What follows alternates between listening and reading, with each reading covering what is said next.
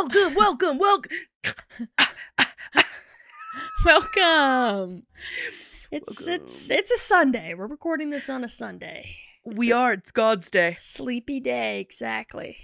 I love putting on jams for this, bro. Me too. I put on mine too. I was in like a skirt and like a nice top, and I was like, I'm just gonna put on my jammies. Not today, baby. Yeah. No, it's a good day. It's crazy though. Crazy because of I don't know. I open Instagram and TikTok, and all of it is just Epstein, politics, government, peds files, if you know what I mean. Peds, yeah. And it's disgusting, and it just makes me want to live in a hole in the ground. Yeah, I'm in Canada, and it is crazy how much news gets blocked. I tried to read an article of yours the other day, just like an article in a thing about you, and it was like, sorry, you're in Canada, you can't see this content. Yeah, it's just crazy. It's crazy. What? Yeah. Give me an update. What's going on with them peds? I mean, what's not going on? I mean, the Epstein files, or the list of all the celebrities and politicians that were on it, has just disappeared.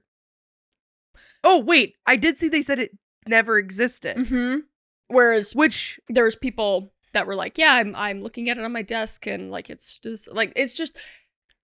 crazy. And then anybody that has like come out about it or is going against it has like mysteriously died, or like there's a whole rabbit hole. Caleb and I were going down it this morning. He also posted a video about it and a lot of like what's going on, and it's just, dude. Do you ever get worried he's gonna get smited? Like someone like someone's gonna take him out because of this? And people are, to be honest, just dumb to think that like that we side with anybody. I think the government.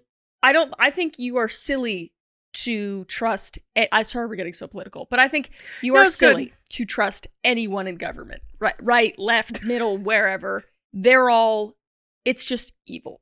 As we're learning, the left. The left. It's everybody. If you actually dig, if you actually do some research, it's like really, really, really scary. And what's horrible really is bad. A lot of it involves little kids, and I'm like, I draw the line there.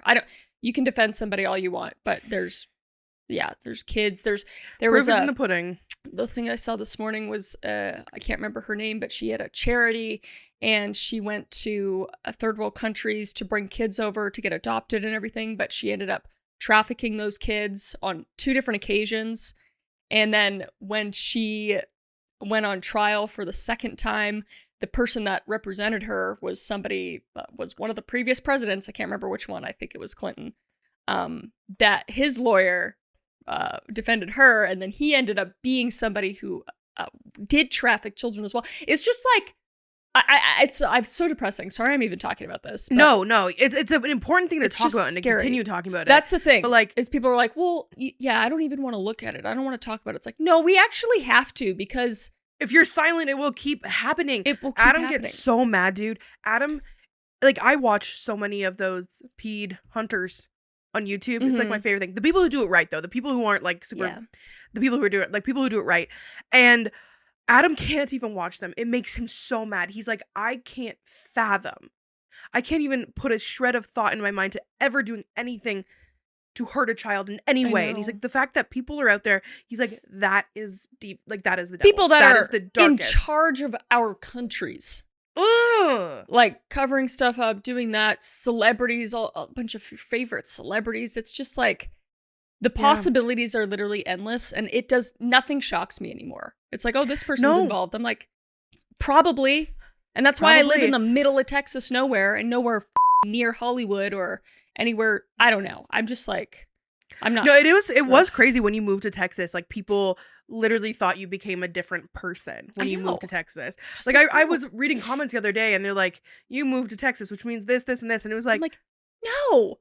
I moved here because my fiance's here, and our candy factory's here. That's why I moved here. It's just, you've heard it here. She's the same bitch. No, I really am. But honestly, it's from moving from Canada to the States, it's kind of like we definitely are censored up there, which is kind of crazy. I'm just like, oh, this is bad. This is really bad. I mean, I knew it was bad, but you get down here and you're like, oh man, everybody on every side is just there's just a lot of corruption. It's hard to even Like, I don't even understand how people take sides. Like, I get people liking certain policies and all that kind of stuff, but it's like, they're all evil. Like, we need to band together as people and realize that can't really trust it. I have this, I feel like people come for me for this, but I literally call myself like apolitical to the point that like I need to protect my brain because I am not built like other bitches. I can't follow it. I hear little pieces and it breaks me to a point. I'm like, there's enough people talking about it. I literally can't because I will fall apart. You know what I mean? Yeah, no, and like, that's it's not just ignorance. Like, it's just it's a little bit ignorance, and I also understand that, but like I will not make it. Yeah, no, and that's fair. That's fair. I don't feel right standing behind anyone because, hey, I don't know them. And everything I do know is extremely corrupt and scary. And I can't, nor can Caleb. It just feels weird. It literally falls back into what we've talked about before, where like we've met so many people in the industry and like they're not what you think. No. You know what I mean? It just falls back to the same thing. It is. Every single time. Yeah, we've seen like very, very small little facets that aren't like what we're talking about, obviously, but it's just like, you can see where the cracks are, and I'm just like, I'm gonna stay in my farm town away from everything because it's middle of nowhere. Yeah, mind your business, raise your cows. I don't know. Exactly. Yeah, so I'm just like, just question stuff, I guess, do some research, you know, stay up to date on that stuff as negative as it is. I don't know. It's like depressing because I was just like watching all these videos. I'm like, oh my God. And then Caleb and I, we don't just watch videos. We actually like go and do the research, especially him, because I don't believe everything I see. You shouldn't believe everything you see. Also, it's really not smart. But yeah. Anyway, super negative start. Sorry about that. But I just care about kids a lot, and I care about people's, you know, right to be free. Yep. And not trafficked. Yep. And don't hurt each other. By evil, corrupt people that are in charge of our country and that have influence. It's scary. I'm a Miss Universe bitch. I just want world peace. Truly. Yeah. It's not so hard. Everyone be happy and safe and full. Yeah. That would be nice, but that is not the case. It's not the case. But in other news. in other news, Chris was from Canada. And let's talk about a haunted Vancouver McDonald's. Great segue. No. Yeah. No. You what? didn't know? I don't you think didn't know this? Okay, listen. There's a picture. Vancouver? I'm about to tell you. Yeah, Vancouver. Okay. In 1986, at Vancouver's Expo 86, McDonald's launched the Friendship 500, better known as the McBarge. A 57-meter floating restaurant on False Creek. Do you know where False Creek is? Yes. Okay. Yes. It was meant to travel the world, showcasing an innovative dining experience, but after the expo, plans fell apart by 1991. The McBarge was abandoned in a burned inlet, left to decay among industrial docks. In decades since, urban explorers and local comedians have snuck aboard the rusting vessel. Some even ate cheeseburgers inside the legend. What they found was something stranger: eerie graffiti scrawled on walls, darkened booth, and a sense that the place was not empty. One urban legend involves a construction worker in the basement area who died during the renovation. They had descended into a dark, cavernous storage space and recorded a sound that sounded like a faint female moans or cries, possibly a desperate "help me." Since then, there has been whispers of a haunted McDonald's videos on TikTok and Instagram. Accounts describe visiting the abandoned McBarge late at night, and that people who do that feel disembodied footsteps above them, catch their breaths in sudden cold spots, and sense an unseen presence watching from the shadows. It's still there. You can see a picture of it. Look at that thing. We should ghost hunt this. We should find the McBarge. That would be really fun.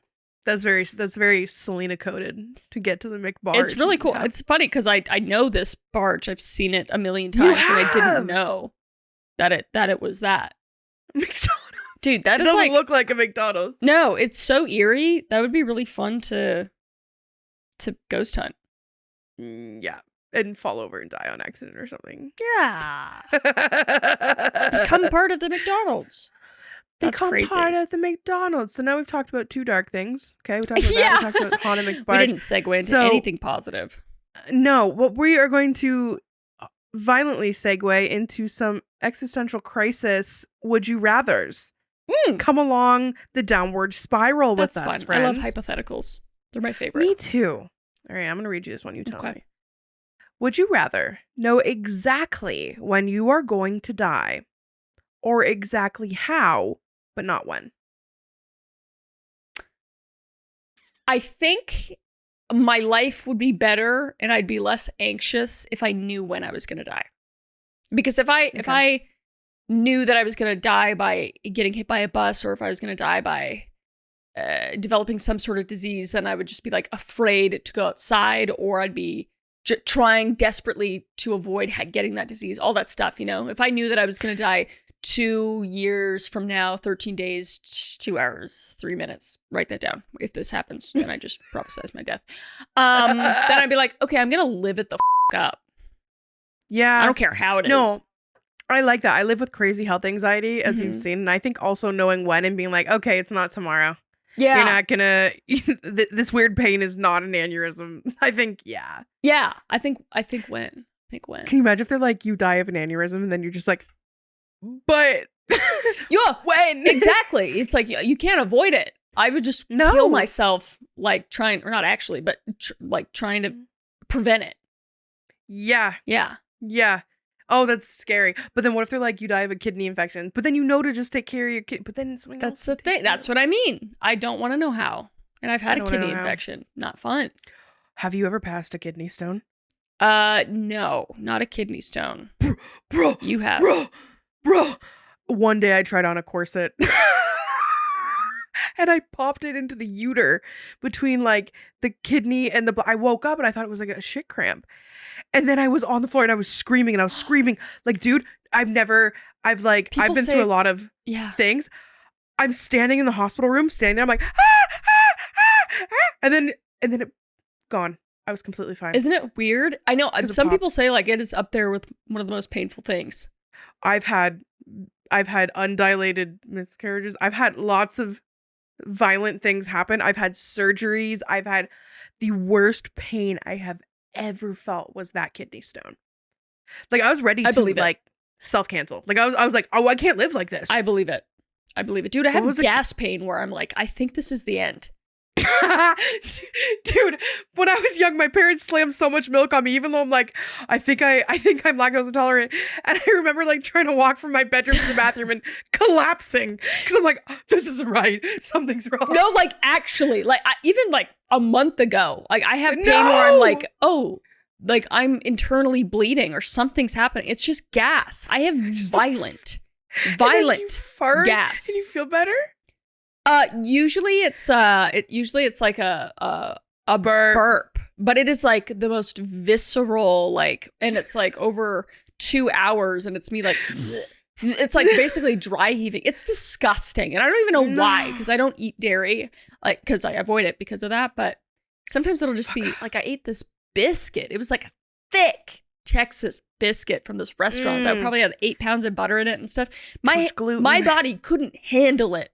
I literally like, oh my God, like, I don't even understand. I need to be careful is what I'm trying to say. You need to be, it's crazy as you get older what your system does. Like I have this thing called GERD, which sucks. And I also have a herniated stomach. So I have this thing that if I eat too much, I have my stomach and then I have this little stomach. But if they're both full at the same time, and I hate to do this, and this is, I don't know, maybe somebody in the comments will tell me their solution. But if it is stuck in my upper stomach, it won't go down. And I have to, I call it pull trig. I have to pull trig. Or else I will get the worst indigestion. I will literally pass away. Yeah. I know, it's just f***ed up. It's f***ed up. No, it's horrible. It just gets worse when you get older with everything. Dude, have you ever heard of narrowing of the esophagus? Why does that happen? I've heard of it, but... So I have it from GERD, so it's from my stomach acid. So my like where it goes down to my stomach is smaller. Yes. So in the morning, if I don't drink a bunch of water and like say I have a piece of bacon or something dry, it will stop. And it will stay. Because the acid it hurts is just like and it's just stuck. So usually what I do is I just start jumping. I start trying to drink, but the water won't go down. Like it is a complete block. And if a block doesn't go away in 40 minutes, I have to go to the hospital. Dude, and they have to give you medication. I know. So that's like, sometimes you'll see if I'm eating and I just stop and I'm like, because I feel something getting stuck. I've not, but I don't think I've seen you do that. Maybe. I feel like you would just tell me. Yeah, it doesn't happen a lot. It's usually breakfast anyways, but it's like I just start jumping and pounding with that. And Adam's like, are you okay? I'm like, oh, no. Drink that water, dude. Jesus. My insides. Yeah. All right, next one. Yeah. That was a fun discussion. We just talked about that's what I mean. You can go on tangents. Just go on tangents. Okay, here's a good one. Would you rather live a long, average life where nothing major ever happens, or a short life full of intense love, adventure, and heartbreak? I don't know about the heartbreak part, but coast alone and be chill and content, or feel all the feelings and die young? I think in my life so far, at the ripe age of 29, I've had a pretty, not crazy, but I've had, steady life. And then the last 5 years have just been a whirlwind. Wouldn't change it for the world. But it's also like, I think I would have been fine just living like a chill life. Because that's kind of, even as a kid, I was just like, man, I would never want to be like famous or have like people look like, I don't know. So I think it would be in me to have just a chill, long life, long, boring life with one person. Like, that's what I'm aiming for right now. I'm aiming for my long, not even boring, but just relaxed life with my husband. I want to grow old and ugly and have children and have cows. Just, I want that very much. Damn, you've changed what I was going to say when you said that. What? Okay. Because I was like, I feel like I'm living the second one. I feel like I'm going through those intense things. Yes, but totally. Then like the way you say it, but like the goal is like, I just want Adam and our babies and our cows and chickens, and like I want to raise them to be like super strong people that love and the older I get, the more boring I am becoming, and I'm okay with that. Man, I want so many babies. Okay. The people will love this question. How many babies you want? If you had to choose right now, how many babies and what they were or whatever, what would you want? Oh, interesting. Okay. Well, it's, I don't know even about babies necessarily, but kids. Kids, like family. Yeah, kids. Yeah, because I mean, I'd like to adopt and all that kind of stuff. I think, I don't know. I grew up with 5 siblings and I really liked that a lot. I think like 4 or 5 would be cool. 4 or 5. I like a big family, so cute. But like not too big as like I'm gonna like forget to give some attention. Yeah. Like I see the kids with. I mean, I'm sure families are very happy with like 8, 10 siblings or something like that. But I feel like as a middle child of 5, it was like there was some forgetfulness in there for sure, which is fair. But my siblings are my best friends. Yeah, they're my best friends. So I love them all. I finally got to meet them all at like your wedding, and it was great. I know. I'm doing everything to try to get them to move down here. I miss them so much. Come to Texas. What about you? On the ranch. What about you? I always thought I'd have 3 daughters. Okay. I always just thought I'd have 3 daughters, so that's why I was so shocked. But like now I'm like, now that I feel it, I'm like, I think I might be a boy mom. Yeah, maybe. I mean, you might have a daughter too one day. Yeah, and I think for us, same thing. Like, I really like the idea of adoption and stuff. I want to get on that list. They didn't like my pets, but maybe once I have one, it'll be different. But I'm also just like with the surrogacy, it's been really weird, and people have such crazy opinions. And like, I don't even know if I'd share the journey next time. That's fair. If I did it again, I think it'd just be like, surprise. Yeah. Yeah. It's what I really, mean? I mean, it's not anyone's business, but if you put it on the internet, then you're making it people's business. So you open yourself up to that. Not that it makes it right, but I it's just just expect it. Yeah. Yeah. You'd think that everyone would be I've pro. had so much support though. Yeah. You think everyone would be pro having a child. Yeah. I want 3 kids, I think. Yeah. I think I want 3. 3's a good number. 3's a good number. Yeah. Like 2 boys and a girl or something. Yeah. Would be cute. Yeah. I don't really care. Boy or girl. No. Whatever. I don't know. I've never seen myself as a girl mom or a boy mom. I just am like. No. I'm like trying to think. I think you.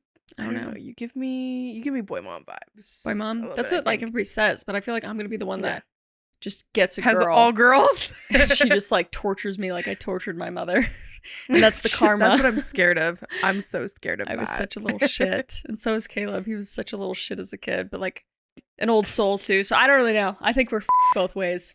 You're both ways. If we have like a little biological kid that takes all of our traits. You're yeah. Adam and I were both terrible babies, so we're just like, please no. Please no. Yeah.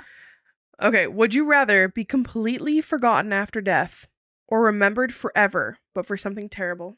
Oh, forgotten. My gosh. The heck? What kind of question is that? We don't have egos like that. There's a lot of people. No. If you ask Logan Paul that.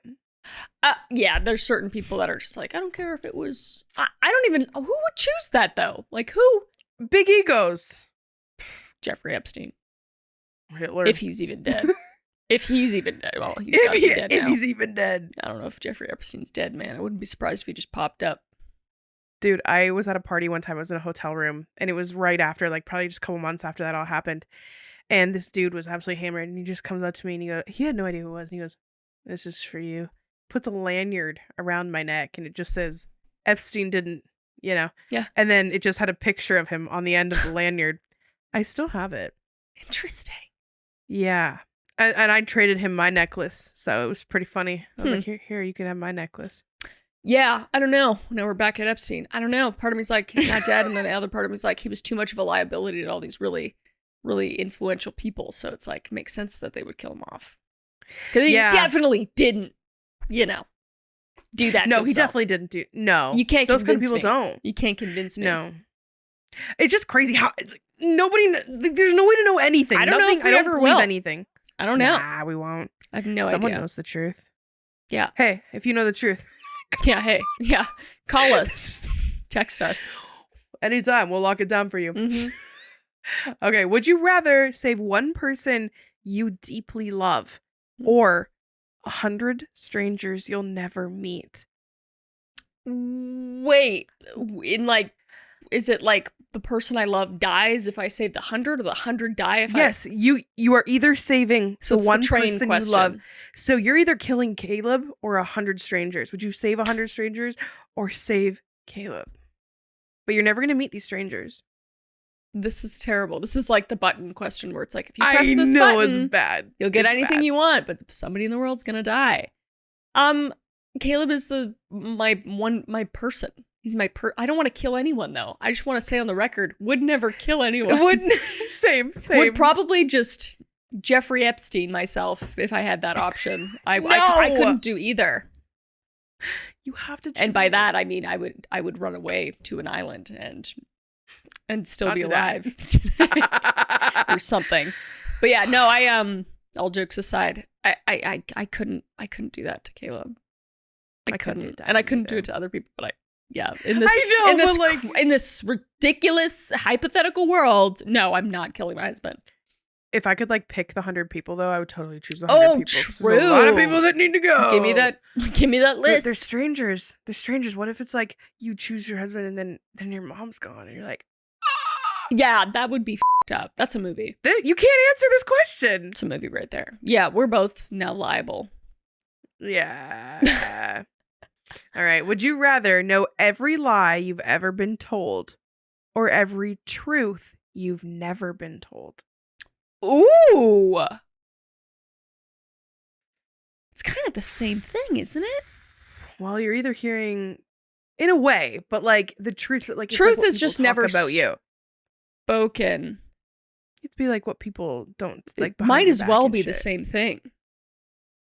Lies. Ugh. I love criticism, so I'd go with the truth. She's a sadist. Yeah. Yeah, bitch. I'd like to know every lie I've ever been told. I could stomach. Well, the thing, it doesn't even need to be about me necessarily. I could stomach people criticizing me, but knowing. I don't know. I don't know if I have the stomach for knowing what people every think single about you. Lie. We already know what people say about us, though. Dude, sometimes I get so deep in my comments, and it's so brutal. I guess that's why I'm just so hardened to it. Where people, I guess people do tell us the truth all the time. That's why I'm because people just say how they feel online. They don't. Oh God, you don't have to lie. You're behind a keyboard, so it's I've gone to this point though with comments when people say crazy stuff about me. I'm just like. Well, it's crazy. First, they form these opinions without knowing you as a person. Mm-hmm. And it's like, that's freaking wild. So like things on the internet, they just don't hurt me anymore. Yeah. Because like, you don't know what I'm like when I'm in my bed at 7:30 with my lotion socks on. Like, I know. I'm literally so nice. You don't even understand. It's a good point. I know at the beginning it bugged me a lot, but I'm just like, I know who I am. I know what I believe in. Like, you could accuse me of all you want or this and that, and it's just like, I don't care. That's not me, or like that's not who I am. Here's the truth. And if you don't like me as a person, then that's okay. That's your opinion. But I like me. I know I'm a good person. And that's okay. I'm not perfect by any means. God, far from it. But at the end of the day, the literal truth is, I was thinking about this the other day, when it comes to both of us, is like, we are homebody people who love the people that we love so fiercely. And our job is to just make people's days a little bit brighter, to bring them content, to forget about the hard shit that's going on in their life, and to build a community of just respectful people. And that's the truth about who I think both of us are. At the end of the day, you know, we just are who we are. People fuck up sometimes. People don't fuck up. But like, it's crazy. And we talked about this the other day with this woman. I don't think we talked about it on the podcast. I talked about the woman who B-rolled to me at Walmart and started screaming at me. Did I talk about that on the other podcast? I don't think so. Like, that's a thing. Well, okay. This quick roundup, just in case. I did. This woman, I was meeting this little girl in the store, and this woman just beelined for me and started yelling at me because I didn't answer her messages on Facebook because I was too good to talk to her, and I wasn't doing enough for the community that I don't even live in anymore. And it was crazy because she didn't know me. I don't know I'm not in my Facebook messages. And like, what has she done for the community? Do you know? And it's just like, people generate an idea of who you are in their head, and they live with it. And we have no control. And people's opinions of us, they just don't matter. Yeah. If hopefully I make people's days better, but it's like, I know that when you get to a certain point, people will it's just natural. I don't know why it is. It's like people get to a certain point. The divide. And they want. It's a part of fame and divide. Yeah. And it just like is what it is. And it's just like, that's whatever. Like, we just need to be more confident in ourselves than most people. And that's difficult in this position, I feel like. But we're doing better with it. The only way I can describe myself is as a human squishmallow. That's my vibe. I think so, yeah. That's really nice. That's a really nice way of putting it, yeah. Yeah. Moving on. Would you rather have to announce every thought you've ever had out loud or never be able to speak again? I know that one's dicey. I think I'd say every thought. And then I'd just be known as like the honest person, you know? They'd be like, well, I feel like we already do that. You take it at face value. She is an open book. I mean, a lot of people would trust you and like appreciate that, because literally no one in the world is like that. No. I feel like we're pretty freaking close though, dude. Sometimes like I'll see, like we'll have conversations just out loud in public and I'm just like, wow, we said those things. Yeah. And then I feel like everybody would be like, well, most people were thinking that, you know? Like, I feel like I don't have any new thoughts in my head, really. No. You know, it'd be like little things that I'd feel bad if, like, I don't know, you know, grandma's cooking and like, do you like it? And I'm like, I love it. But it's really like, well, it could use a little more salt. It's a little crusty. You know, that's what I'd feel bad for. This tastes like horse shit. Just those little white lies that save people's feelings. Yeah. Yeah, exactly. I think I'd rather do that. Would you rather live in a simulation you can control or a reality you can't? No, a reality I can't. I don't want to control stuff. But like, it's weird because that's one of those questions where it's like, they say we're living in a simulation and we can control it all. But like, I don't want to control it. No, I changed my mind. Yeah, what do you I want the one I control. You want control? I'm a control freak, dude. That's fair. I think I am too, and that's why it would drive me to my grave. Yeah. Like you'd want to control every situation. I'm learning to let go of stuff now. I'm like, yeah, I can't control how other people think. Hence, I hope I get there by the time I turn 29. Yeah, maybe. I'm just your elder. I know more. Oh God, I feel like once this baby's born, I'm just gonna tell everyone how old I am. Yeah, I'm not giving a shit the truth anymore. is gonna come out. It's so non-climactic at all. It's just this funny running joke at this point. Yeah, but weirdly, no one ever gets it right. No, I don't even know for sure. Really? No, I do. Okay. Would you rather meet your soul before it entered your body and hear what it hoped this life would be, or meet it after and hear if you lived up to it? Ooh, damn. Some multi-dimensional shit right there. Interesting. Mm-hmm. I like the perspective. I think I would go with before, and then it could be like, I, hope that it could be like this, or like, well, this is what what was it? You do stuff differently kind of thing? Or well, you can hear what they hope it's going to be like, or if you lived up to it after. Right. I think going in with a little info is good. It's like, I hope I can do this. It's like, okay, I have a little bit of a trail plan, a little plan, because that's always nice. That's always like the hardest thing when you're a teenager going into your 20s. You're like, I don't know what I'm gonna do with my life. So if I knew that, I need my mom. They're just like, I really want to be, I don't know, fucking a doctor. I'd be like, move on, because it's not me, sister. It's not me. It's not next me. body. Yeah. Next body. No, I'm the same. I'd love to go into life with like a plan and like feel like I'm impressing my soul. Mm-hmm. You know what I mean? Mm-hmm. Ma'am. Yeah, because I feel like I'd just disappoint them by the end. Show me your cup right now, bro. Oh yeah. Show me that cup. This is Caleb's mom got me this. She got all of my cows. This is Ace as a baby. He's just a little baby. He's huge now. Is he? But yeah, I think he's gonna get like absolutely massive even still. This is my favorite mug. Oh, little Acey boy. But yeah, she got me mugs with all my cows' faces on them. That's adorable. It's adorable. It's adorable. Yep. All right. Would you rather be able to talk to your younger self, but they'll never believe it's really you, or your future self, but you're not allowed to ask questions? Interesting. I think the future self. Because I know myself as a kid, and I would just like, I'd put it in the back of my mind so quick. If I like couldn't believe that it was me, I'd be like, maybe I could appreciate it later in life, but I feel like I'd forget because I'm really forgetful. So based off of purely that I forget stuff, I'd rather just talk to my future self and just let them talk, and then I can kind of, I don't know, gauge. I don't know if they're happy or not, type of thing. Yeah, everything worked out. Yeah, like hopefully they're like, we've done like have a really good life and this, and then I just know that whatever direction I'm moving in, it's good or not. I don't know. Okay. It's hard. Would you be the kid? I think I'd do. I think I'd be the kid, but just because I'm a mystical bitch, and and it says they wouldn't believe me, but I feel like I'd still be like, this lady said she was me, so I'm just gonna believe it. Yeah, and try not to get diabetes. Yeah, it'd be a good story. I can see that literally as a YouTube video of you being like, an old lady came up to me when I was a kid and told me my whole future. I'm gonna have type 2 diabetes and GERD because I ate too much. Stop. That's funny. All right, we got a couple more. Would you rather hear everybody's inner monologue, or would you rather everyone can hear your inner monologue, or see your internet search history in real time forever? Internet search history. They can look. Yeah, they can look at my internet search history. I'm just Googling questions all day. They'd just be so annoyed. They'd be like, what do you mean? Yeah. How many Yetis stack like, on top of each other? Who invented stairs? Like, that's my Google search history, man. I don't give a f***. I got nothing bad in there.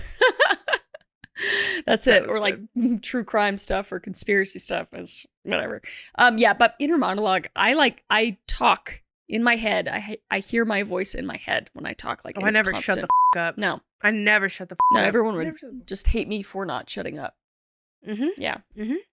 Last one. Would you rather cry every time you felt happy, or laugh uncontrollably every time someone cried around you? I already do both of those things. So I don't know what you want from me. That's funny. I'm just kidding.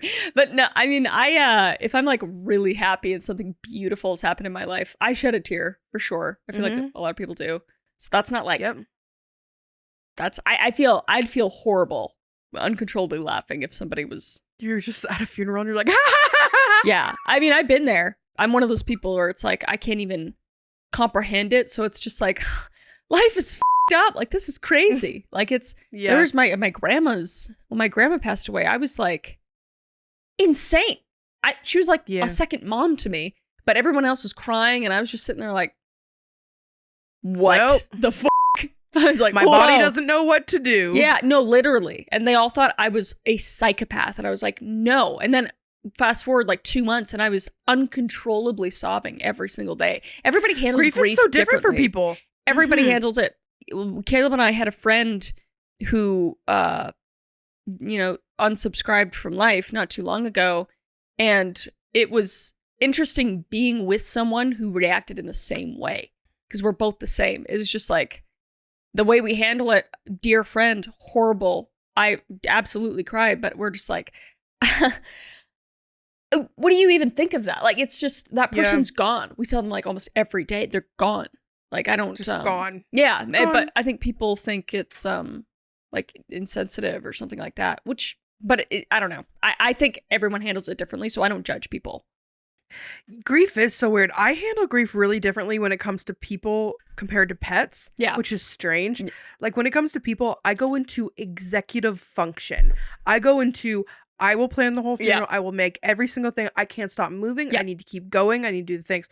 But like when Molly got sick or when I lost Max or Jax, weird.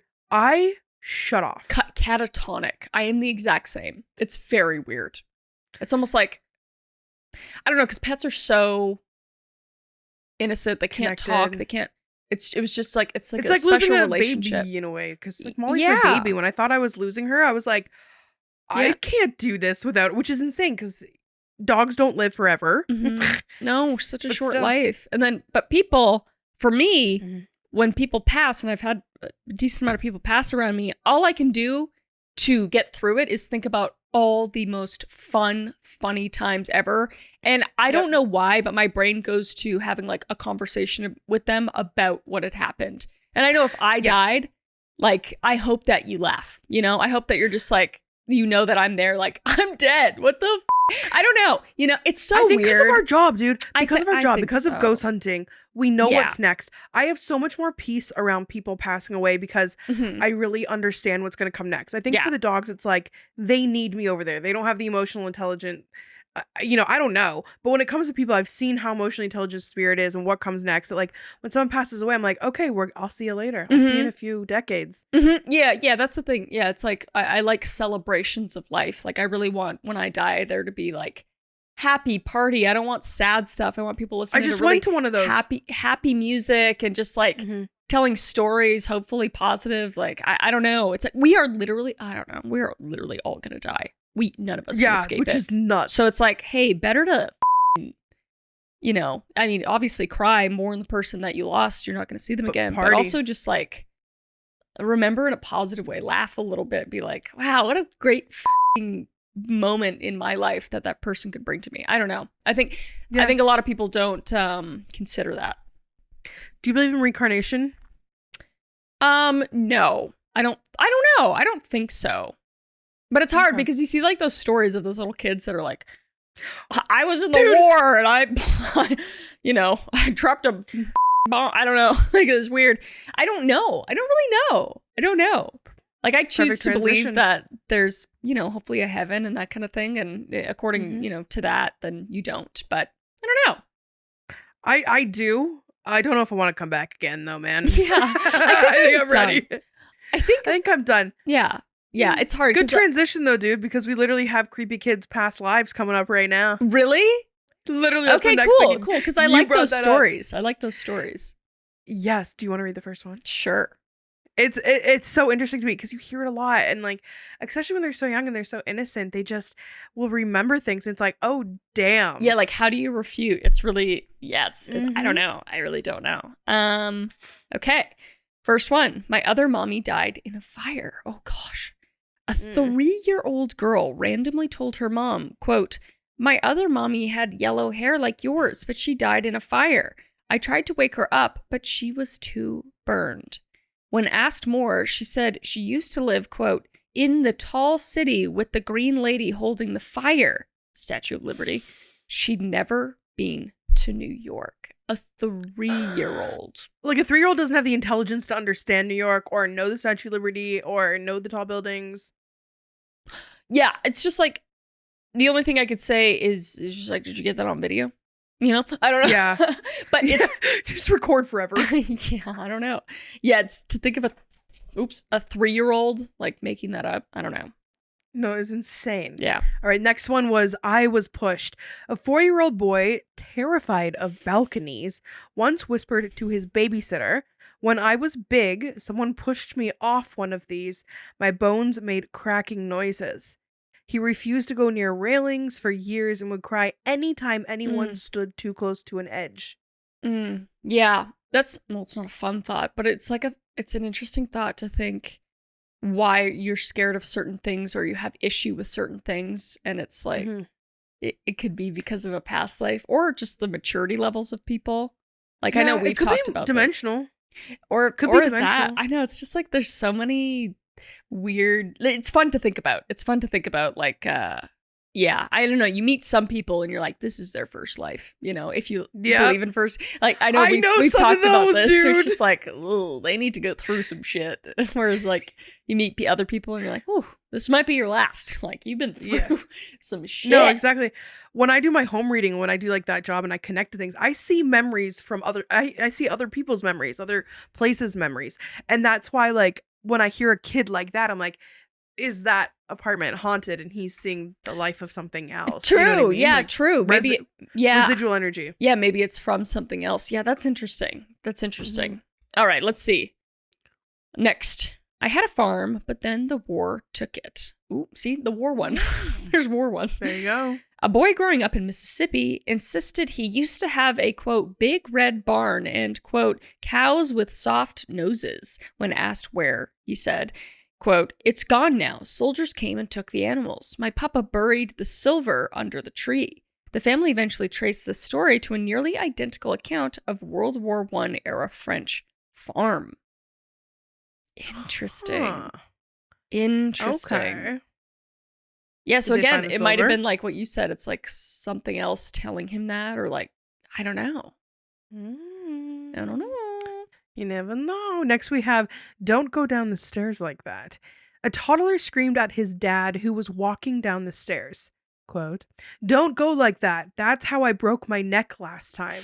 The dad froze. The kid went back to playing with blocks like nothing happened. That shit, man.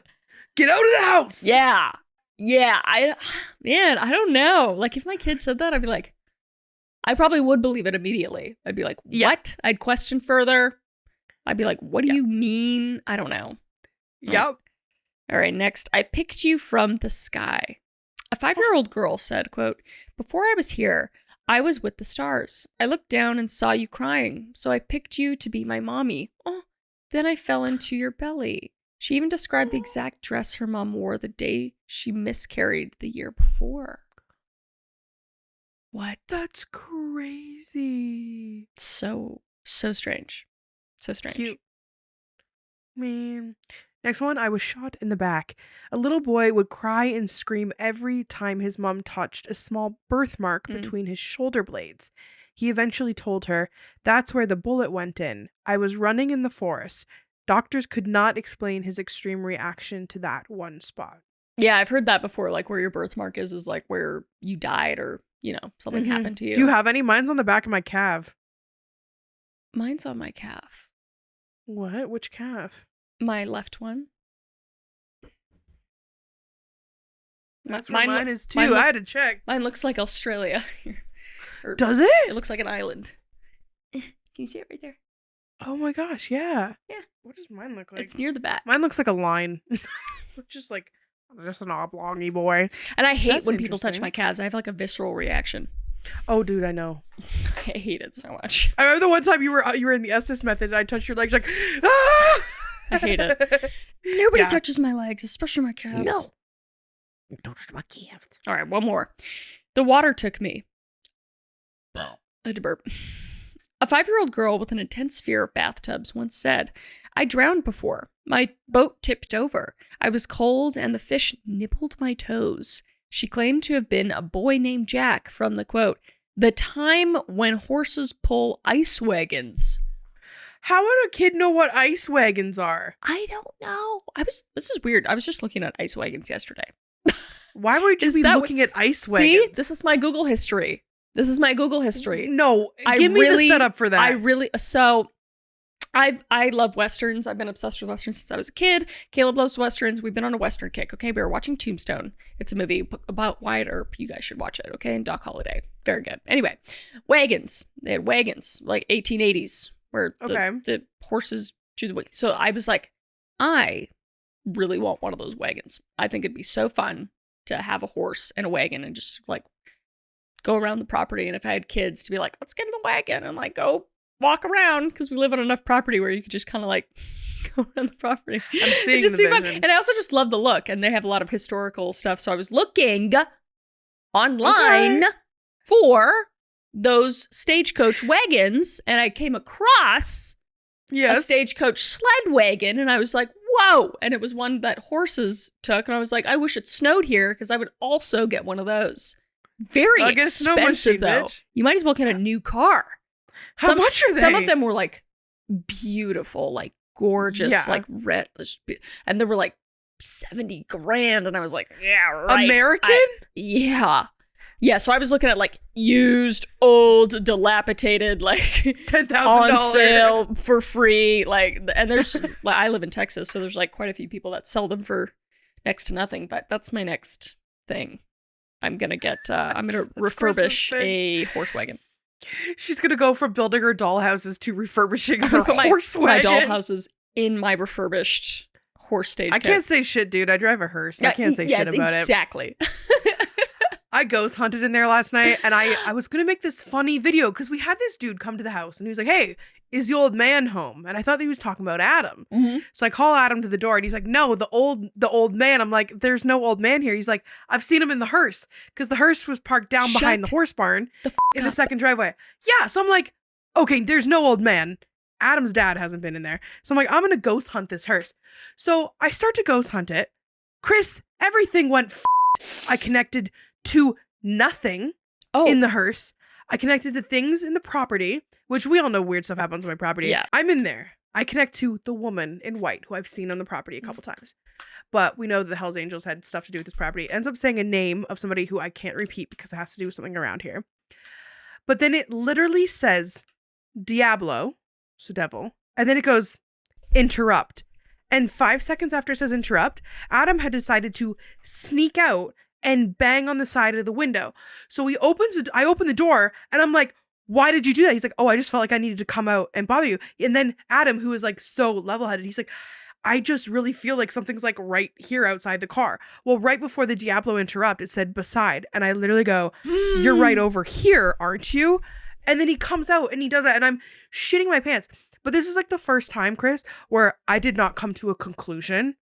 I ended up shutting the whole thing down. I actually ended up apologizing, and I ended up having to like literally say the chance. I need to get the energy out of my body. Saying demon. It said dispose of your pet.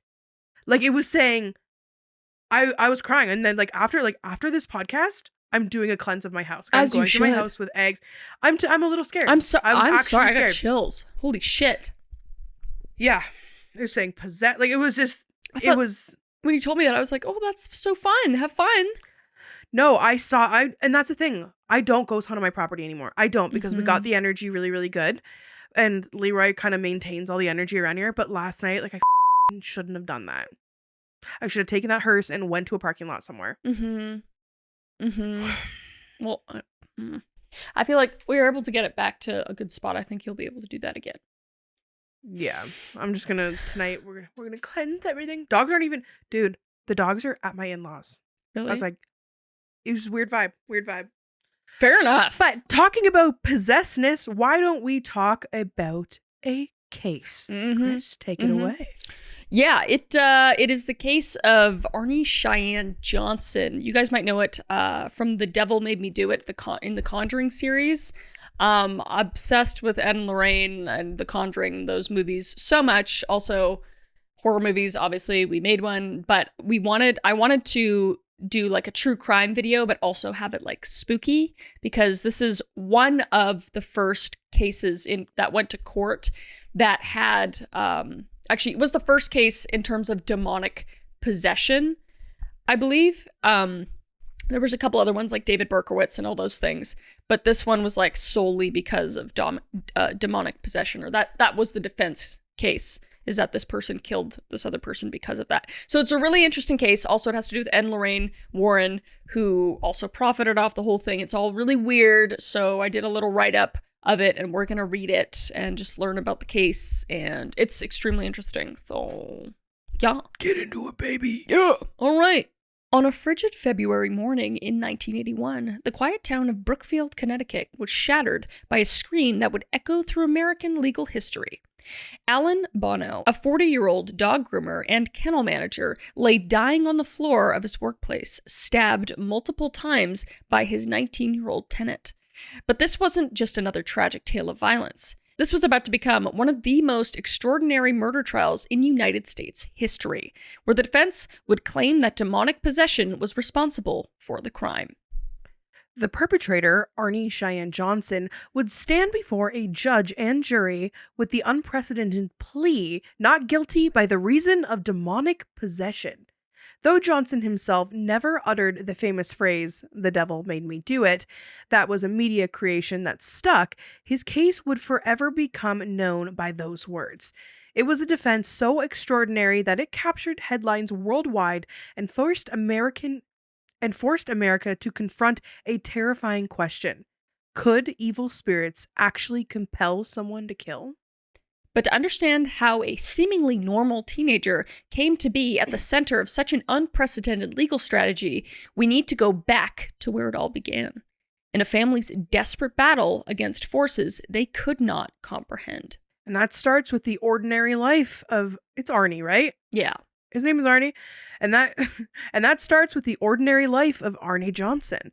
Before his name became synonymous with one of the most bizarre legal cases in American history, Arne Cheyenne Johnson was refreshingly ordinary. He was the kind of young man that parents hoped their daughters would bring home. Polite, hardworking, with no criminal record, and a bright future ahead of him. He worked as a tree surgeon, physical labor that kept him grounded, and he was deeply in love with his high school sweetheart, Debbie Glatzel. Debbie was 26, 7 years older than Arne. Cradle robber. But their connection was genuine and strong. She worked grooming dogs at a local kennel, and when she and Arne decided to take their relationship to the next level, they rented a small apartment from her boss, Alan Bono. It seemed like the perfect setup for a young couple starting their lives together. In May 1980, Arne moved to the Glatzel family home temporarily while he was helping Debbie prepare for their big move. The Glatzels were a close-knit Catholic family, and they welcomed Arne with open arms. Debbie's younger brother, David, just 11 years old, looked up to Arne like an older brother. The family often gathered around the dining table, sharing stories and laughter, seemingly blessed with the kind of harmony that many families only dream of. But beneath this picture of domestic bliss, something dark was stirring. And it started innocuously enough in July of 1980. The family had inherited a run-down property, and everyone pitched in to help clean up before Debbie and Arnie's move. And even little David was given tasks: sweeping floors, clearing debris, doing his part for the family effort. But when David was asked to clean the upstairs bedroom alone, something happened that would change everything. David burst out of that room, claiming that he had been physically pushed by an invisible force. At first, the family dismissed it as imagination of a child trying to get out of work. Kids, after all, they will say anything to avoid chores. But David's claims weren't fleeting. They persisted and grew more disturbing. So night after night, David would wake up screaming, his small body trembling with terror. He described visions of horrifying entity: a man with black eyes, a thin face with animal features and jagged teeth, pointed ears, horns, and hoofs. And that's a quote from him, which is f***ing terrifying. Dude! The descriptions were so vivid and consistent that they began to unnerve the entire family. What started as nighttime terrors soon invaded David's waking hours. The boy claimed that the creature now appeared during the day, sometimes as an old man with a white beard, dressed in a flannel shirt and jeans. David's behavior became increasingly erratic. He would hiss like an animal, speak in strange voices, and quote passages from the Bible and John Milton's Paradise Lost. Literature far beyond an 11-year-old's comprehension, especially one who struggled with reading. And family members reported seeing David being choked by invisible hands, red marks appearing on his neck and arms. In just a few months, the thin boy gained 60 pounds inexplicably. Most disturbing of all, David would suddenly convulse into 30-minute episodes of rapid sit-ups, his small body moving with supernatural strength while he screamed profanities in languages he'd never learned. So weird. Like, dude! Researching this case, I was like, how? What? Like, why'd they stay? If it was that bad, know. Why would you stay? Initially, do you think that's... I feel like it's, I don't know, evil, but also that it's like multiple entities potentially. Well, there's 3 different levels of possession. There is infestation, oppression, infestation, and possession. So like it works its way in. Like you can pull out of there in the beginning, but no, that sounds like there's more. Right. Like this is like there's so many things, but it's like it's looking demonic as heck. Yeah. Like, that's demonic as heck. Yeah. We shall see. Guys, the Glatzels family was Catholic. They were raised to believe in both God and the devil.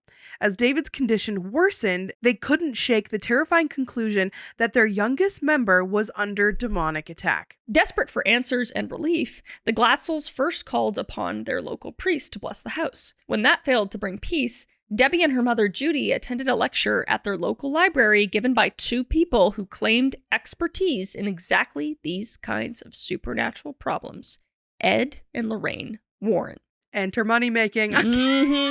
I've talked so many times, and I believe in both sides. Yeah. I think that they had, they capitalized on it, but I think they were helpful as well. Yeah, for sure. But we'll see. Yeah. Ed and Lorraine Warren were already famous in paranormal circles, having gained national attention for their investigation of the alleged Amityville horror just a few years earlier. Ed called himself a demonologist, while Lorraine claimed to be a psychic medium capable of sensing spiritual presences. They traveled the country giving lectures about their supernatural encounters, and when the Glatzels approached them after a talk at their library, the Warrens agreed to investigate. So 12 days after David's first incident, the Warrens arrived at the Glatzels' home. Lorraine immediately claimed to sense a malevolent presence, describing, quote, a large dark mass standing next to that little boy. And the Warrens concluded that David was possessed, not by one demon, but by dozens. According to Ed Warren, they identified 43 separate demonic entities inhabiting the child, which is horrifying. I mean, who knows if it's real at this point, but like, imagine somebody saying, yeah, your son is possessed by 43 different demons. Well, look what happened in 12 days. Like, that's actually like demonic wise, like that's a pretty quick infestation, like for that to happen. But if there's 43 of them working together, I could only imagine. Ugh. Yes. So, quote, we demanded names and David gave us 43. Ed Warren would later claim. Despite David's apparently my literacy issues, despite David's literacy struggles, the Warrens advised the family to document everything, providing them with a tape recorder and a Polaroid camera to capture evidence of the possession for the Catholic Church's consideration of an official exorcism. So the recordings and photographs that emerged from this period are disturbing. Audio tapes captured David's voice changing into deeper, more guttural tones as he spewed profanities and threats. And Polaroid pictures showed the boy in contorted positions, his face twisted with rage, and his small hands clawed like an animal's. And whether these were evidence of supernatural possession or a troubled child acting out under intense adult pressure remains a subject of fierce debate. The Catholic Church, despite its belief in demonic possession, proceeds cautiously with exorcism requests. David was examined by psychiatrists who found nothing unusual beyond some learning difficulties. The Bridgeport Diocese has confirmed that they sent a clergy to investigate the situation, but has never confirmed that they sanctioned a formal exorcism, despite the Warrens' claims to the contrary. What the Warrens described as exorcisms were likely what the church terms, quote, lesser exorcisms or deliverances, which are prayer sessions designed to bring spiritual comfort rather than formal demon expulsion. And over several months, David underwent multiple prayer sessions, with clergy reciting prayers while the boy thrashed and screamed. And family members, including Arne, was present for these sessions, watching in horror as the child they loved seemed to battle invisible forces. During one particularly intense session in October 1980, something happened that would seal Arne Johnson's fate. As David convulsed and the clergy chanted their prayers, Arne could no longer bear watching the child suffer.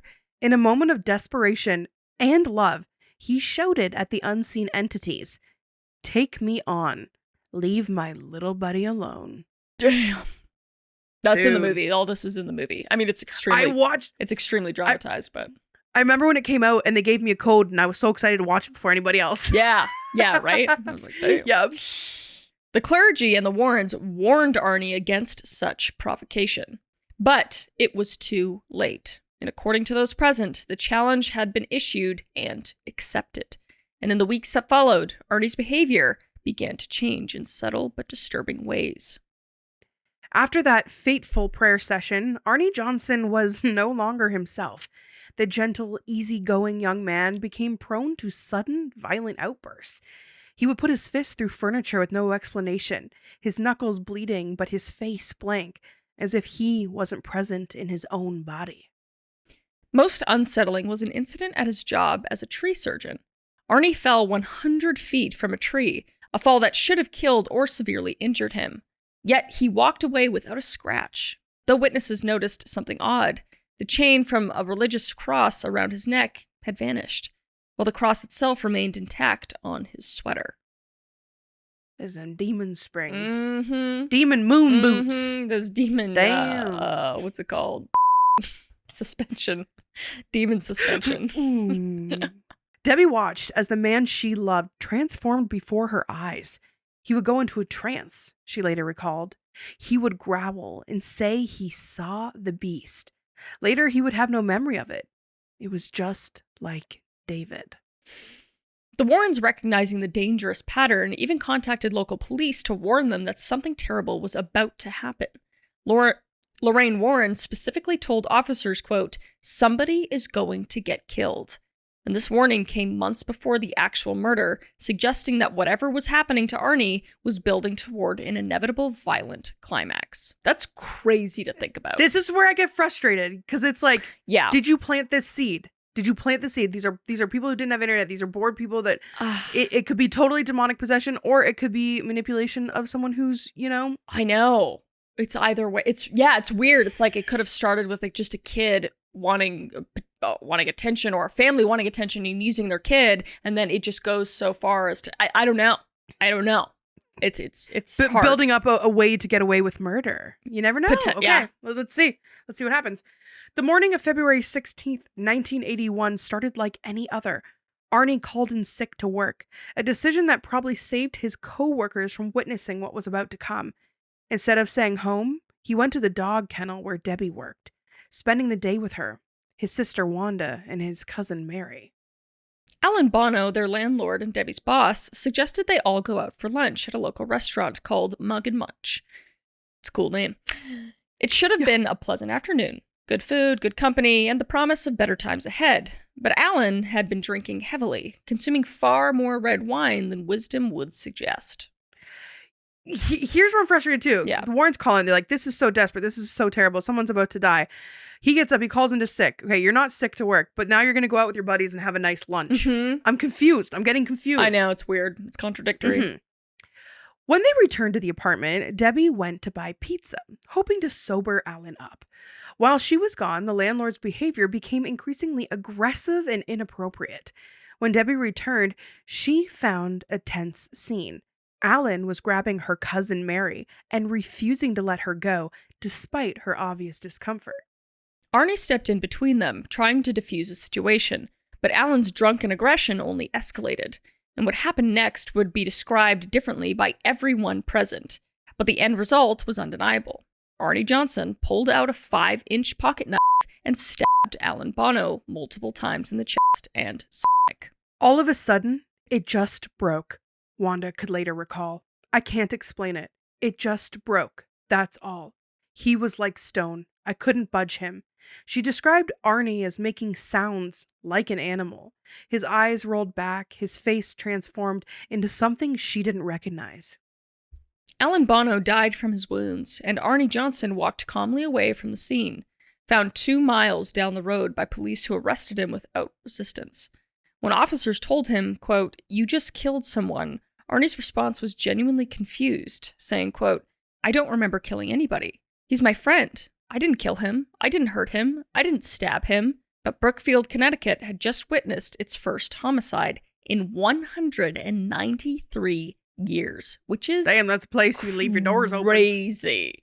That's a long time. I don't believe that, first of all, but I guess reported murders. But yeah, it's hard to think because, I mean, people disassociate when horrible traumatic things happen. So I just go like the scientific route where it's just like, he had incentive. The guy was literally groping and doing God knows what to his woman's cousin. So like there's the motive. And like if you're killing someone, yeah, your face is going to change, your whole demeanor is going to change. You're going to turn into a monster that's about to kill someone. Yeah. So it's like dude, they were out for lunch. If he's like this crazy demonic possessed guy, you don't take him to brunch. Yeah. You know? You keep him chained to the bed. All right. Johnson was charged with first-degree murder and held in a $125,000 bail. That is the equivalent of $377,000 today. Phew. His case was assigned to Martin Minella, a 33-year-old defense attorney who would later describe taking the case as the most significant decision of his career. Minella had researched similar cases in England, where demonic possession had been successfully used as a legal defense in non-homicide cases. Okay, that's why. This is the first homicide case for it, I believe. Okay.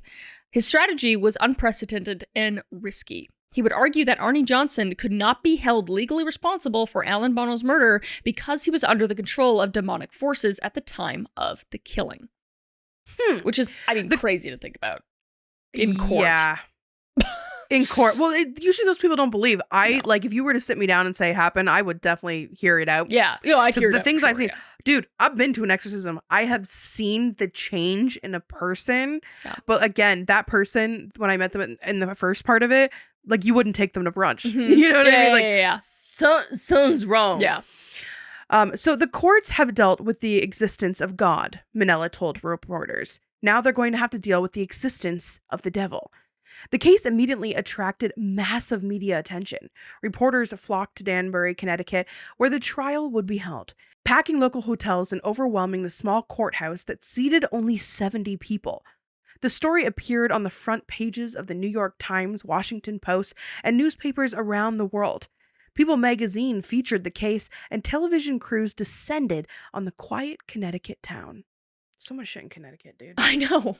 Haunting in Connecticut. Damn. Arne Johnson, what the Everyone wanted to witness what the press dubbed, quote, the demon murder trial. Potentially the first time in American legal history that someone would claim supernatural possession as a primary defense for murder, though other defendants had invoked demonic influence in their cases before, aka like David Berkowitz and some other serial killers and stuff. Yep. The Superior Court judge, Robert Callahan, was having none of it. A practical man with little patience for supernatural claims, Judge Callahan made his position clear from the beginning of the trial. I am not going to allow the defense of demonic possession, period. And the judge's reasoning was straightforward. Demonic possession could not be proven scientifically or objectively. The court will take judicial notice that the profession, the business or hobby of locating demons, has not risen to that level of viability where it would be of assistance to the jury in deciding the case. This ruling devastated Minella's defense strategy. He had planned to call the clergy who conducted David's prayer sessions, hoping that their testimony would lend credibility to the possession claims. He wanted Ed and Lorraine Warren to testify about their experiences with the supernatural. He had even prepared to subpoena church officials, though the Catholic Church had hired their own lawyers to quash any such subpoenas. So with his primary defense strategy eliminated, Minella was forced to pivot quickly. He shifted to a self-defense argument, claiming that Arne had acted to protect the woman present from Alan Bono's increasingly aggressive behavior. But this argument faced an obvious problem. The severity and number of Bono's wounds suggested something far more violent than necessary self-defense. While Judge Callahan succeeded in keeping supernatural claims out of his courtroom, he couldn't control what was happening outside of it. The case had become a media sensation, and despite the judge's ruling, every potential juror in the area knew exactly what this trial was really about. And the irony wasn't lost on Minella. Quote, even though the judge wouldn't allow the jurors to hear our case, they watched television, they read people's magazines, they read the front pages of the paper. They all knew what this case was about, he would later reflect. Strange incidents continued to plague the trial itself. On the first day, courtroom lights flickered on and off inexplicably, with maintenance crews unable to restore normal function. During jury selection, the unexpected family emergencies forced multiple postponements. Whether these were coincidences or something more supernatural, they added to the eerie atmosphere surrounding the proceedings. The prosecution presented a straightforward case, though. Johnson and Bono had been drinking, an argument escalated, and jealousy over Debbie led to violence. And they suggested that Johnson, possessive and prone to jealousy, had killed Bono in a rage, possibly motivated by rumors that Debbie was having an affair with her boss. Dun, dun, dun. After 15 hours of deliberation spread over 3 days, the jury reached a verdict on November 24th, 1981. They found Arne Cheyenne Johnson guilty of first-degree manslaughter, a reduced charge that suggested they believed something had diminished his culpability, even if they couldn't officially acknowledge what that something might be. Johnson was sentenced to 10 to 20 years in prison on December 18th, 1981, though he would serve only 5 years due to good behavior. The reduced sentence and early release suggested that even the legal system recognized this wasn't a typical murder case. While Arne served his time, he and Debbie were married in a prison ceremony, a testament to her unwavering belief in his innocence. She stood by him throughout his incarceration, visiting him regularly and maintaining that the man that she loved would have never hurt anyone without supernatural intervention. And Ed and Lorraine Warren capitalized on their involvement in the case, co-authoring a book with Gerald Brittle titled The Devil in Connecticut, published in 1983. And the book detailed their version of events and became a bestseller, though the Glatzel family only received $4,500 from the profits, while the Warrens reportedly made over $81,000, despite their story being the foundation of the book's success. The case cemented the Warrens' reputation as America's premier paranormal investigators. They went on to investigate thousands of other alleged supernatural cases, and their stories would later inspire the popular Conjuring, a film franchise. Ed Warren died in 2006, and Lorraine Warren passed away in 2019, both maintaining until their deaths that David Glatzel had been genuinely possessed, and that they had helped save his life. However, not everyone in the Glatzel's family shared this belief. Carl Glatzel, for example, David's older brother, who was 15 at the time of the alleged possession, had always been skeptical. Unlike the rest of the family, Carl never believed his little brother was possessed, instead thinking David needed mental health care, not exorcism. In 2007, when the Warrens' book was reprinted, Carl had had enough. He filed a lawsuit against Lorraine Warren and Gerald Brittle, claiming the invasion of privacy and alleging that the entire possession story was fabricated for profit. We see this a lot, guys, with the Warrens, which is interesting. Though the case was eventually dismissed, Carl's legal action brought renewed attention to the alternative explanations for David's behavior. And in recent interviews, Carl revealed a disturbing discovery he made after his parents' deaths. While going through his mother's belongings, he found notes indicating that Judy Glatzel had been secretly drugging the entire family with Sominex sleeping pills, adding them to their food to, quote, control all us boys and my dad. That would change your brain. That's illegal. That's poisoning. That's so illegal. Straight to jail. Insane. And also, sleeping pills could absolutely make you think and see all sorts of things. Loopy. Especially when you don't know you're taking them. Yeah, that would be a trip. Mhm. All right, guys. So the long-term use of such a medication, ready, can cause hallucinations, behavioral changes, symptoms that could have easily explained David's disturbing episodes. Carl believes that his mother, desperate to control a chaotic household, inadvertently created the very symptoms that would be interpreted as demonic possession. Quote, "My mother wrote down everything. She had OCD," Carl explained. "We found out she was putting Somanex in our food and been giving it to the whole family for quite a long time." Can you, I can't even imagine finding out that my mother was drugging the whole family to, make us chill. Don't be a mom. I get the kids are crazy, but you can't drug your kids, okay? You can't drug anyone without their Just knowledge. make them pull the horse carriage. Yeah, man. The hell? Wear him out like a dog. Insane. Anyway, the Netflix documentary, The Devil on Trial, released in 2023, and it brought the case back into public consciousness by interviewing the surviving participants, including David Glatzel himself. Now, in his 50s, David maintains his original claims. Quote, "The truth is, when I was 11 years old, I was possessed by a demonic spirit. I have no reason to lie about anything." His brother Carl remains equally convinced that the possession was fabricated, calling the Warrens very good con people who exploited his family's religious beliefs for financial gain. The family remained divided, with some members supporting David's account while others believing Carl's alternative explanation. Meanwhile, Arne Johnson, now in his 60s, has built a successful construction business and lived quietly since his release from prison. In recent interviews, he claims he has no memory of the exorcism and denies ever being possessed, though he still grieves for Debbie, who died of cancer in 2021. As his attorney, Martin Manella, confirmed, Johnson never claimed the devil made me do it. He simply said he blacked out and remembered nothing after the attack.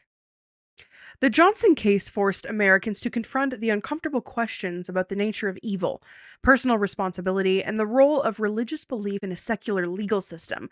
While Judge Callahan's ruling established that demonic possession would not have been accepted as a legal defense in American courts, the case sparked debates that continue today. Some viewed Johnson as a young man manipulated by adults who should have known better.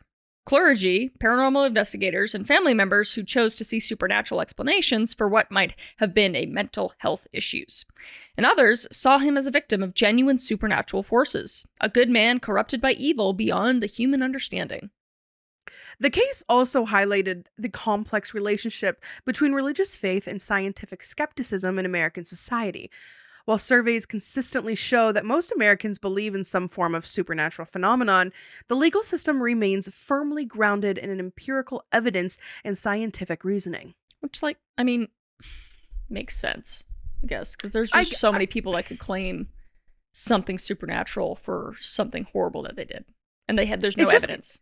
It's so true, but it's crazy. The churches are full. We're talking about this story. We're talking about a man who's going to come back from we're talking about all these things, but you won't believe in the devil. And that's why I have such a hard time when people are like, I believe in God, but I don't believe in evil. It's yin and yang. They can't exist without each other. For sure. Yeah. I mean, and you got to swear on a Bible when you're in court. What? Bitch, what? What? It talks about demons. It talks about fallen angels. I think you can do either or now. You can either swear on the Bible or you can swear on... We're losing magic something. as a society. I don't know. Yeah. I don't know. Yeah. Anyway, more than 4 decades after Alan Bono's death, the truth behind the case forever known as The Devil Made Me Do It remains elusive. Was David Glatzel truly possessed by demons, as he and his supporters maintain? Was the entire incident a tragic case of an untreated mental illness, complicated by family dysfunction and exploitation by opportunistic paranormal investigators? Or was it something else entirely? A perfect storm of religious fervor, psychological suggestion, and media manipulation that created its own reality. Or, the mother drugging the whole family. I wonder. What we know for certain is that a man died. A young woman lost the love of her life to prison, and a family was torn apart by forces they couldn't understand or control. Whether those forces were supernatural or all too human, the damage they caused was real and lasting. And the case just stands as a unique moment in American legal history, when the ancient battle between good and evil briefly invaded a Connecticut courtroom and forced a nation to question the boundaries between faith and reason, between explanation and mystery, and between the natural and supernatural worlds. In the end, perhaps the most unsettling aspect of the Arne Johnson case isn't whether demons actually exist. It's how easily fear, faith, and suggestion can transform ordinary people into participants in extraordinary events. In a world where the line between reality and perception can blur so dramatically. Maybe the real horror isn't that the devil made him do it, but that we may never know for certain whether he did or not. The devil, as they say, is in the details. And in this case, the details remain maddeningly, terrifyingly unclear. Yep. Bro, I have spoken. I had the podcast on Honda State for years. I still do the Honda State in video format, and I have spoken on Ed and Lorraine Warren so many times. I know. And I spoke to her so briefly one time on a phone in 2015. Oh, really? Oh, real quick. She picked up her phone. She kept her number the same for a really long time. I connected with someone who it was the shortest call. I can't even really remember much that it was. Right. But like, I am so on both sides. I think that they had good intentions for certain things, but I think once they started doing it and they saw the money that could be made and the fame that could come from it, I think they ran with it. I recently went to Salem to literally connect with a psychic to speak to Lorraine Warren, which, funny, did you know this? She hated tarot cards. She hated oral cards. She hated psychic. She hated all this stuff. And when she came through, it was just like, I wanted her like blessing on something. And it was more just like, you're going to do it anyways. Like, it was like, it was so weird. That's it was exactly how I thought she'd be. But like, for them, I think good intention, but there's also so many cases, like, you know, the second Conjuring movie, the one where they're in England, they popped into there for like a day and left. I know. But like the whole movie. Every case. I haven't dived super deep into them, but I know enough to know that it was like, you know, I think they were capable of some things. Like, I think she was, you know, medium for sure, saw things, but I think exploitation was absolutely their game by the end of it. It was like, they saw that greed came. Yeah. And that's just something that happens. I like the movies. I like the movies I like so the movies much. Too. I do. The Devil Made Me Do It was probably the worst one, but there's a new one, The Last Rite. I think I'm excited to see it. I'm so excited. It's the last one they're doing. It's the last one. I know. I'm excited. Like, because I watched them and I'm like, this isn't like, these are just dramatized versions of events that maybe happened, basically, which I'm fine. We've ghost hunted. We've done a lot. We know what it's really like. Again, the one exorcism I went to, it wasn't like it. It's not like the movies. Baby. No. But yeah, I'm on the same. I'm on like the fence between, in that gray area where it's like, yeah, okay, they probably had good intentions for some things, but then, you know, suggestion was another thing. But it's funny with the whole case. It's like, what was really going on? I mean, obviously there was drugging involved, and then obviously maybe the family wanted attention, and there was also a potential affair that was happening, so that might have been motive. There's like a lot of things, and it's like, it's also normal for people to completely repress and black out when something horrible happens. So I like that he says, like, I don't think I was possessed. But then David, the little kid, says he was possessed. But I don't know. There's like things that happen when you're a kid. You'll think you're possessed if you're on drugs, though. And you don't know. But you convince yourself that things were real as a kid. Like, there are quite a few things where I'm like, whoa, wasn't that crazy when that happened? And I talked with my siblings or my mom, and they're like, that never happened. And I'm like, oh, really? I was like, I've told myself that for so many years because people around me told me that or something. So you're just like, yeah, that happened. I was convinced I saw Santa. Like, I was convinced I saw him. Yeah. And then I was like, he's not real. I'm like, but who was the man? Yeah. There was just no a ghost. Man. Yeah, it's just a ghost in the Santa suit. Yeah, it's weird. It's weird. But like, it's hard because I do understand why, obviously, the judge was like, no, what? Like, you can't, it doesn't work like that. If they don't see it, they don't believe it, too. You know, there's that argument. I mean, it's like, well, I've never seen a polar bear. There's reason why circumstantial evidence is usually, it's not valid in court because it's circumstantial. And that's circumstantial. It's like, well, in this situation, in this circumstance, he was possessed. Can't prove it. It's just, so it's like, I get it. Like, people get mad, especially watching the movie because it's so dramatized. It's like, wait, he actually is possessed by the devil, but that's the movie. And I don't know. I'm gonna watch that again. I'm gonna download that for the plane tomorrow. I just rewatched I'm flying off to see Chris tomorrow. Yeah, that's right. It's tomorrow. I rewatched a bunch of them, but I skipped that one because I didn't really care for it. Yeah. But I'll watch it again. Yeah, you should watch it. Yeah. Now that we've done this. Yeah. But yeah, we're gonna see each other tomorrow. We have our last screening, or our last what's it called? Pre-screening for House on Eden, our horror movie where shit does hit the fan and it's very fake, but it's really fun. It's fun. It's a fun nostalgic walk, and it came out yesterday. So you're watching this right now. It came out yesterday. So if you're in America, you better go grab a buddy and go to the movie theater. Yep. That's right. Yep. I was like, yesterday. It's only July 20th today, but we're recording it here. That's what I see. What you're saying. It's out right now. Go get theater tickets. It's way more fun to see in the theater. Like, way more fun. Yeah. And you gotta be there. And we also will be showing up to these theaters. So literally anywhere. So just go. And I know Canadians are pretty pissed. We're not in control of distribution. It's coming to Canada. We just don't know the logistics. So it will be coming to theaters in Canada, which is really exciting. But pretty much both of us are going to jump in our cars and head in different directions and just stop at theaters all the way across America. Yeah. We'll meet in the middle, babe. We'll meet in the middle. Yeah, sounds good, buddy. But yeah, we're really excited. Yeah. Thanks for all your support, guys. It's awesome. And it's really nice. Yeah, let us know what you think about the case down below. And also any other cases you want us to go over. We just kind of came up with this one because I thought it was equally spooky and true crime. But if you guys can think of any other cases, let us know and we can dive even deeper into it. We can do a whole episode on it. We still don't know exactly what you guys want. You guys kind of just say like, I love everything. It's like, no, boss us around. Give us what you want. Give us criticism. Criticize me. It's okay. This was a good episode because it had bits of everything. It had some Would You Rather. It had some stories. What do you guys like the most? But you know what I just realized? What? It's bedtime story time. Oh, true. What the I almost glazed we were trying over to close bedtime it out. Stories. We gotta put the bed bugs. We gotta put the bed bugs to sleep.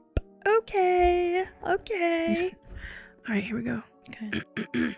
Wait, you start. I started last time. Did you? Yep. Okay. Once upon a time. That doesn't feel right, does it? For spooky that. story. You can't do that. Okay. Madeline was only 24 years old when she purchased the house that she had found in the ads in the back of her local newspaper. It was 1985, and although women could obviously buy houses, it was quite unusual for a woman to buy a family home by herself, especially since there was 10 different rooms. But after she called the number and visited the house, it all made sense. She couldn't pass it up. A giant house for $20,000. What a time. Back country. Yeah. She knew it was for her immediately. So, the next week, she put all of her possessions into her car and moved into the giant mansion that was now all hers. It may have had some holes in the walls and some missing wood plank flooring, but to her, this felt like a new start because she was running from something. Madeline didn't have any family, but she did make enemies during her life. And those enemies weren't necessarily living. See, her story is long, and the reason she's without her family goes deep within the generations of her lore. What a load of fluff. We're getting there. We're making lore. We're making lore. See, 20 years ago, she lived in a different house. A house with 8 other family members.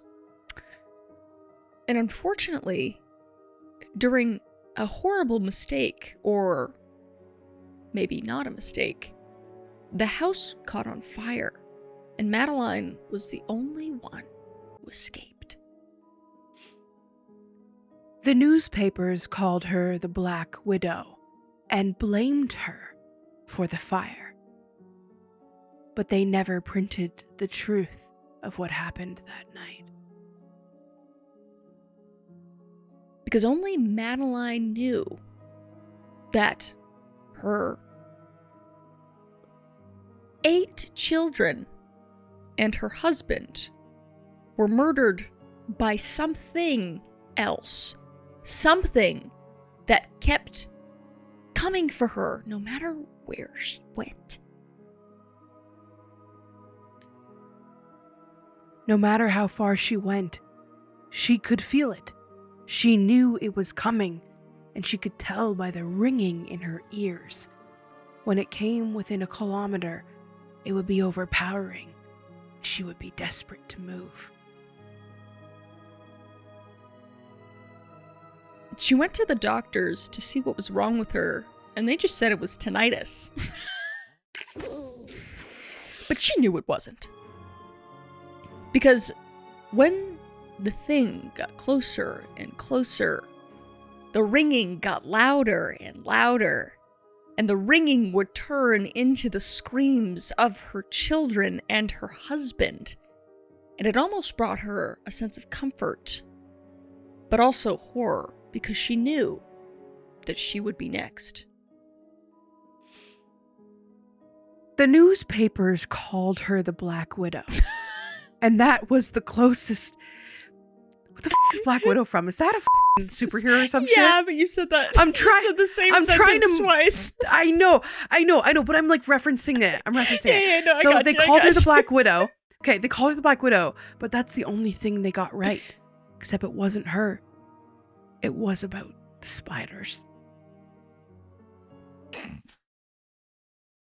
See, the thing that killed her entire family, and that was trying to kill her, was a giant,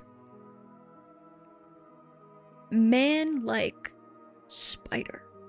Something you couldn't even imagine. Something so horrifying that if you saw it, you would quite literally burst into flames. The night that her family died, it crouched over her body. It smelled like damp, wet basement, as its 8 legs encompassed her like a cocoon and carried her as it rolled down the hallway out the front door. This is She couldn't remember much from that night, but what she could remember is that she missed her entire family. And she wanted her entire family to come with her wherever she went. So when she purchased that home with 10 rooms, it was for her family. That night, she slept alone in her bed as the ringing in her ears echoed loudly. She heard it coming up the stairs.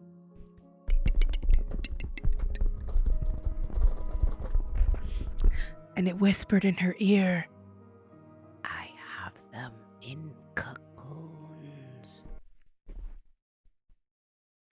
Is that what they're called? I don't know. They can't all be winners, Chris. We're working on it. Cocoons are caterpillars. Okay, what are when they wrap them up in the things? It's just webbing. Okay. They're in my webs. I reactivated them with my venom out of my dick. And Madeline would whisper back to it, "Take me too." Months later, after no one had seen movement in the house, a cop opened up the front door. The entire house was webs, full of giant spiders. I think we could have cut it at after the one line. In the end, yeah. But you know we what? really I like could the have. sci-fi turn it took. Yeah, it did something. You know what? They've all been pretty good. So They've all been 14 pretty good. I episodes think in. there's something in there for sure. Yeah. Something. I don't know what it was, but there was something in there, and I'm here for it. Yeah. I would like to make a giant Spider-Man creature thing. I think that'd be cool. No, I don't want to have sex with it. No. What? What? Sorry, was that where we were going? No? I don't think with so. All those legs? Yeah, Damp basement? appendages? Guys, we need to, it's mid-afternoon, but I think we both need a nap. I need to go. I need to go work on my dollhouse. Oh, nice. What are you going to do? Pack. Oh, yeah, she's coming here tomorrow. I'm going to be in there, ladies. What are you wearing? All right. Honestly, I think I'm going to go a little bit more cash, maybe. Cool, me too. But we're, yeah. I'll go I think cash. we're going to go cash. Okay. All right. Love you guys. Bye, bed bugs. Bye. Or insomniacs. What do we call y'all? I don't know. What do you call them? Bye. Bye.